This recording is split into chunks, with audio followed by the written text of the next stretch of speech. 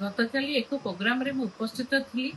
ସେଠି କିଛି ବ୍ୟକ୍ତି ଆମ ମୁଖ୍ୟମନ୍ତ୍ରୀ ମୋହନ ଚରଣ ମାଝୀଙ୍କୁ କିଛି ଆଘାତ ଦେଲା ଭଳି କଥା କହିଥିବାରୁ ମୁଁ ସେଠାରେ ପୂର୍ବତନ ମୁଖ୍ୟମନ୍ତ୍ରୀ ଶ୍ରୀ ନବୀନ ପଟ୍ଟନାୟକଙ୍କୁ ଆକ୍ଷେପ କରି କଥାବାର୍ତ୍ତା କରିଥିଲି। ହିଞ୍ଜଡ଼ା ବୋଲି ଶବ୍ଦ ବ୍ୟବହାର କରିଥିଲି।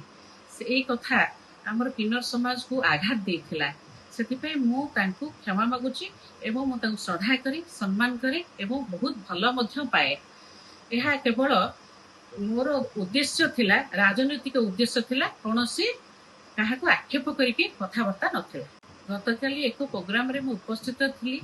ସେଠି କିଛି ବ୍ୟକ୍ତି ଆମ ମୁଖ୍ୟମନ୍ତ୍ରୀ ମୋହନ ଚରଣ ମାଝୀଙ୍କୁ କିଛି ଆଘାତ ଦେଲା ଭଳି କଥା କହିଥିବାରୁ ମୁଁ ସେଠାରେ ପୂର୍ବତନ ମୁଖ୍ୟମନ୍ତ୍ରୀ ଶ୍ରୀ ନବୀନ ପଟ୍ଟନାୟକଙ୍କୁ ଆକ୍ଷେପ କରି କଥାବାର୍ତ୍ତା କରିଥିଲି। ହିଞ୍ଜଡ଼ା ବୋଲି ଶବ୍ଦ ବ୍ୟବହାର କରିଥିଲି।